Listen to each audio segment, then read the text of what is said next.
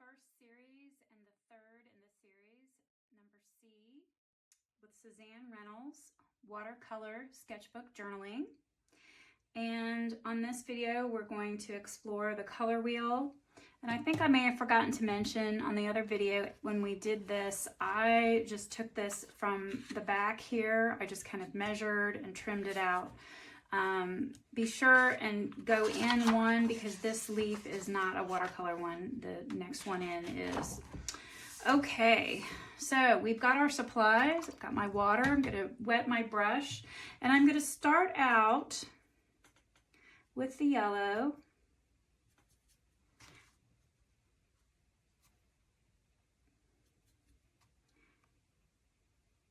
And I'm just going to put in those primary colors that we talked about.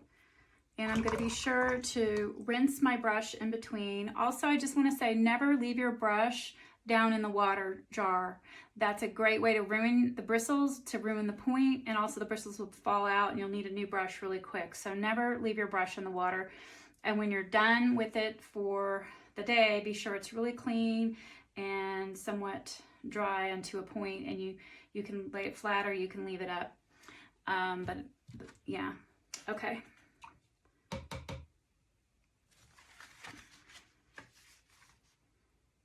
So the red that we use for the color wheel is not actually a true red, it's a magenta rose. And it comes from the printing world of cyan, magenta, and yellow, CMYK, and black. And that's how we print. And so the secret is when you do a color wheel, you kind of get your more true colors when you mix with this particular red, which is really a rose. So sometimes I'll call it rose, sometimes I'll call it magenta. Rose is the artist term, magenta is the printer term. And then phthalo blue is the artist term that I'm using here, and sienna is the printer term, and that just kind of comes from my graphic design background, years of doing print production.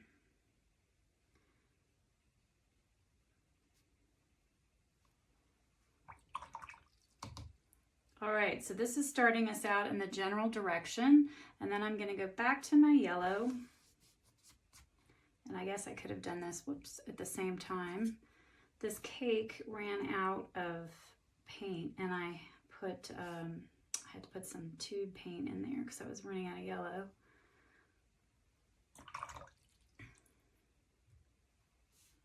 So I could have actually done this at the same time, but that's okay. And you will be more familiar with how much water and dabbing and that kind of thing to do when you do that other practice part of mixing that I showed you. So when you go to do this, you'll kind of be ready. And also don't feel like you have to be an engineer to do this. Again, I just used this yogurt top and I drew a circle around that, and then I used this cup, third cup, just and did around that. So you could use a glass or whatever. And then I just kind of freehanded this on here and broke it up into 12 sections and the little part in the center. And I'll send you a picture of this so you can kind of follow along. But try to resist being an engineer and just kind of feel free to wing it. It does not have to be perfect, and our lines are going to kind of blur and go away when we paint them anyway. So I'm not too worried about that. All right, so there we've got our primaries. We have them here and we have them here. And next, I am going to do some of the opposites for you. I'm going to grab so opposites on the color wheel are called complements or complementary colors. And when you mix a complement, such as violet and yellow, you get a black, or very close to it, you get a neutral. And that's a great way to put neutrals in your paintings without actually using black. It's very rich. We'll talk more about that later.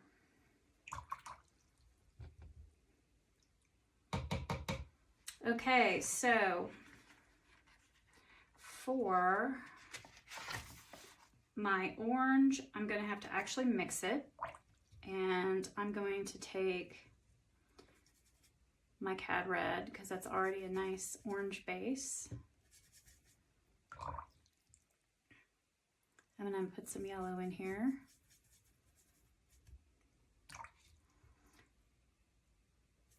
Put a little more. And I think that's nice, a nice yellow orange. So while I've got that here, I'm going to go ahead and do that. By the way, if you mess up a color and you don't like it, you can lift it off. You just get your brush somewhat dry and you lift like this. And then you can get your brush wet again and kind of put down some water like that. And you can keep lifting it up, dab your brush, and you can keep lifting it up. So if you ever, and it doesn't work as well on the darker colors, but and they'll still be, you won't have as white a page, but you can still, whoops, like that. I just messed up there. Don't worry. We'll go in and fix.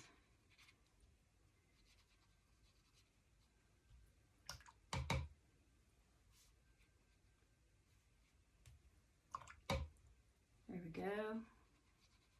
Not going to worry too much about that because that's going to be orange anyway. All right, so there's a yellow orange. So now I'm just going to continue mixing these colors because that's going to get me my orange.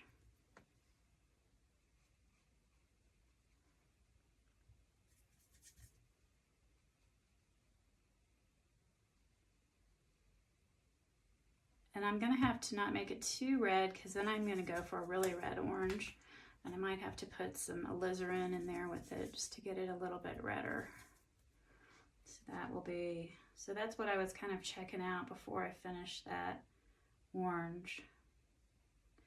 And this is a truer red, you know, than that magenta. Nevertheless, I'm going to go back here, get my orange mixed up, finish this. So these don't have to be perfect, it's just introducing you to kind of the theory behind color.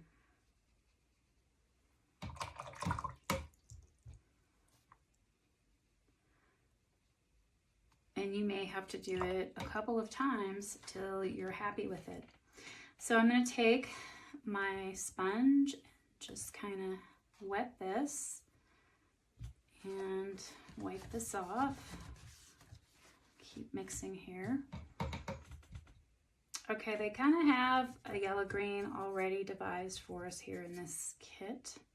So I'm gonna, and don't worry if you kind of have trouble. See how this kind of beads up? Don't worry about that. Trust that you're gonna have enough pigment in your paintbrush. Okay, so here's my yellow green.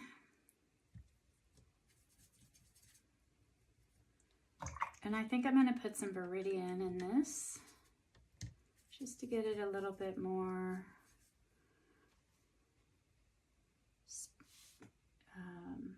outdoor green, summer green. And then I want it to be more blue, so I'm going to put the phthalo in it because I happen to know from my mixing that the phthalo makes a really nice blue-green. And that's a pretty subtle difference. I could make it even more blue-green if I wanted to, as you can see it there.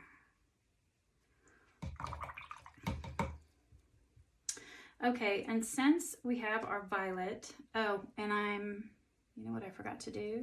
I'm gonna just add some more, warm this up, and do my green really quickly in here. But you know, if you mixed it once, you can mix it again. So it's good to sometimes forget that you needed that same color there and have to practice remixing it. So if you mixed it once, you can mix it again. It may take you a little while to find it, but you can do it. Okay, so then we had a violet base and kind of used that instead of mixing, but we could also mix. So instead of using that violet base, why don't we try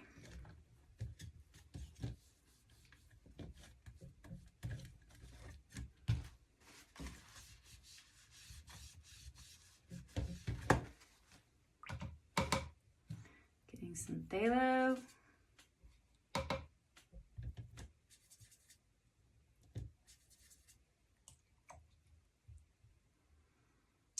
And some magenta. Get a little bit more magenta. If you get your colors dirty, don't worry, you can always clean them.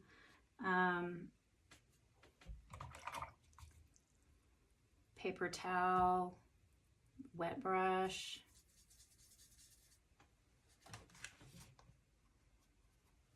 All right, that's more the color I want, so I'm just gonna kind of. So this is gonna be my red violet because it's closer to the red, or the rose in this case.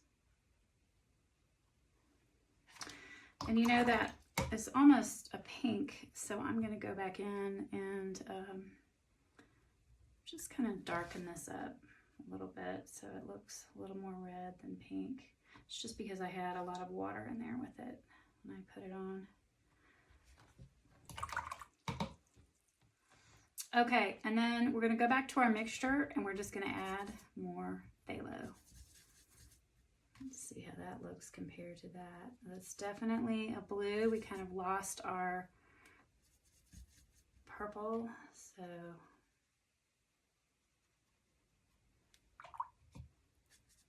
you can experiment. You may decide you like to use the French ultramarine instead of the phthalo.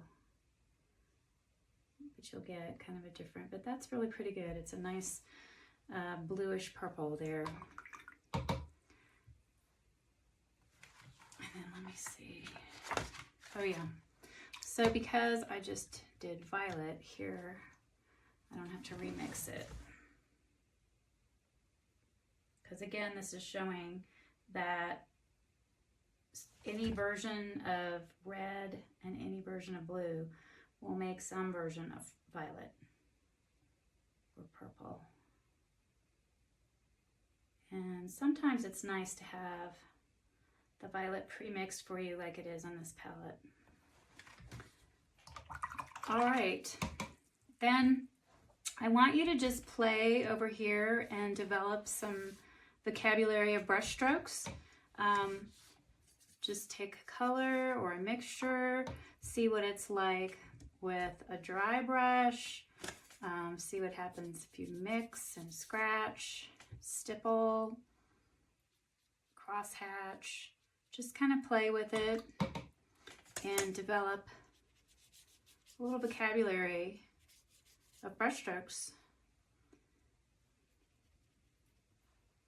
This one is a little more pigmenty, so there's a ton of pigment on here. It was from a tube. So anyway, that is your third and final video for this week, and I'll see you soon.